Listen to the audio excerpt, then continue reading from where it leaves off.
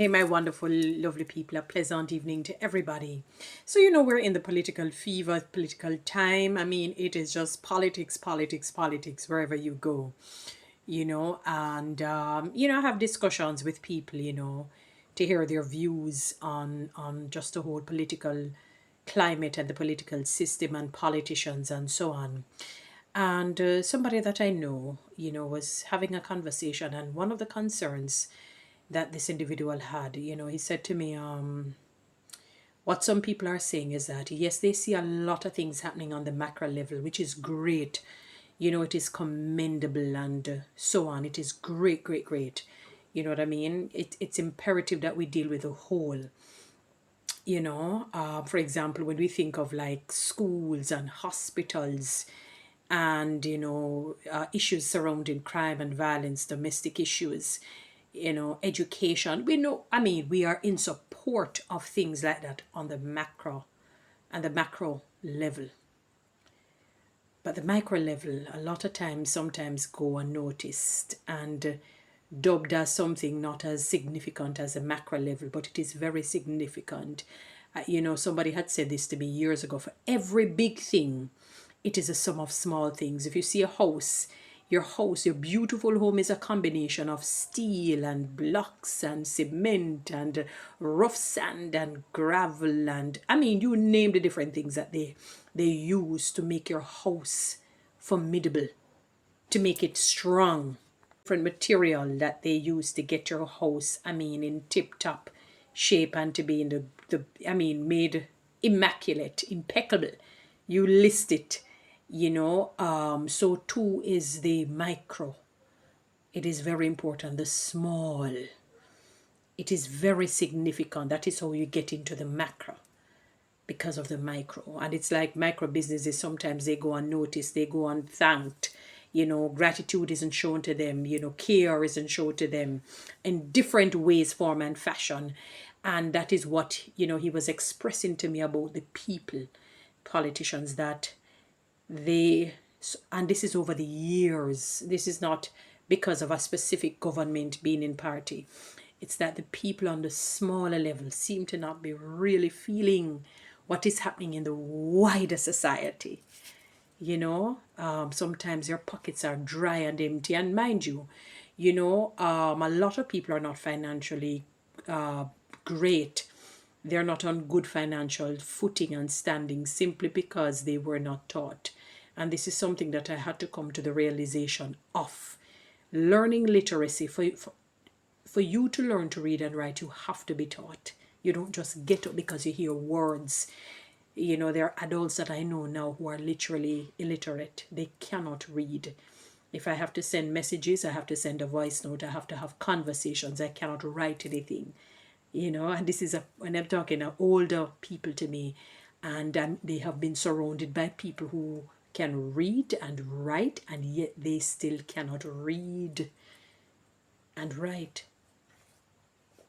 Yet they still, so it tells a story that it's the same with financial literacy. So people who live above their means, people who are spendthrifts, not thrifty with their spending, it's because they don't know, and it becomes worse. So what ends up happening is that if they don't go with the whims and the fancies of correct teaching, they go with the whims and fancies of their feelings.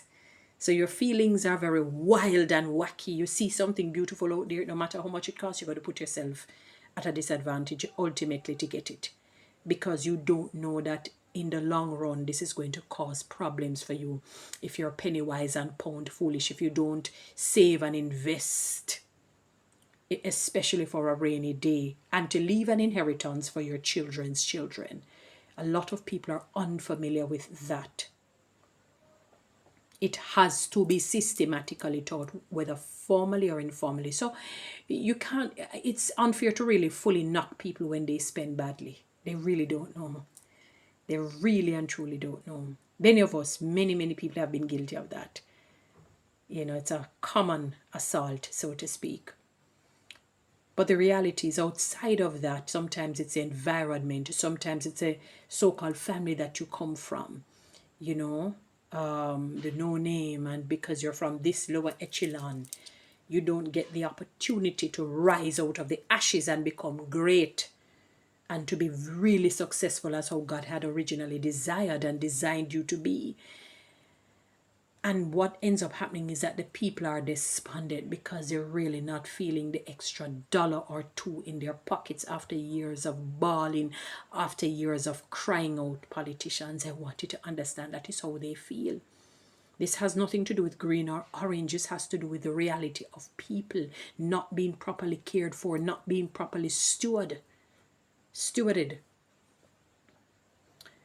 And even though on the macro level things are looking grandiose and wonderful and sweet and magnolious and I mean just awe-inspiring and dazzling and resplendent, on the micro level they are really despondent. They're really downtrodden. They're really feeling it. I remember a politician whom I actually like. I mean, I thought that, was a great, great, great, great politician. Had said years ago, long before COVID, that anyone earning, he had quoted the yearly figure. So the yearly figure would have worked out to be about $500,000 per month. And he had indicated that anybody who earning that, and he said it with passion to say they're barely scraping. And you still, I'm sure, have many, many people. I can't give a percentage, but I'm sure there are many people who are not, they're probably not even earning 400,000 per month. Moreover, 500,000. And that was so many years ago. At this stage from that time to now, the people should be at close to $1 million per month because of inflation and things going up. If we're going to go by the standard of the $500,000 saga or theorem, that the ones who are earning 500,000 monthly barely scrape. And I see the point, because when you look at, if you want to have a decent home and drive a decent car and live fairly well, $500,000 would not be able to help you where that is concerned. It just keeps you average. And you have to be squeezing, and how much squeeze do you want? I mean, after a while you're going to get bunions and corns with a constant squeeze, squeeze, squeeze, hit a little here, squeeze. Sometimes people are tired of doing that. They just want to let loose like a wild boar. And I'm not saying that you should just be crazy with money. I never would say that. That's the worst thing that anybody could do, to not be fiscally responsible. But those who do, they were taught. They were taught formally or informally. Politicians, you have to understand that if whoever comes in, whether it's green or the other or orange, you have to now look at things a little bit more on the micro level. I'm not saying that you're going to walk to every household, although that would be great, to say what are your needs. I remember years ago I was looking at this, some man in one of those Indian countries or something, them kind of an Indian look. Wealthy man, a real thing I'm talking about, not a fable or a fairy tale. He's so wealthy, he has over 100 and odd cars. Every month he would bring people from the village or wherever, villages, and ask them what their needs were, and he would give them money to help them. He asked them what their needs were. Now I understand that, government solely reside on aids, grants, people paying their taxes. Money is coming in so many different ways. All the criminal money, they must have a fund for that, and all of that. So I understand all of that. But politicians, you have to step up your game though. It doesn't matter. And I'm saying this as a general thing. You have to step up your game in making people be able to feel it more on the micro level now. Not to say that it shouldn't run in tandem with the macro level. Macro level has to be consistently dealt with. That I accept, that I understand, and that I respect. But if people can just get some more monies and resources and aid individually on a smaller level, that would be very good. This is what people have been saying over the years. They just want to, think about your own self. If you were to just, I know many of you are quietly saying, boy, I could do with an extra dollar or two, to help to pay my bills, my debts, my this, my that, to contribute to a worthy cause. So many different things. So these are the things that, politicians need to think about. Look at it also now from the micro level, while you still can, keep the macro level going. All right. Anyway, guys, you know what to do with TikTok and YouTube. Subscribe. Please, please give me one of those lions for a change. I really want one of these lions. No,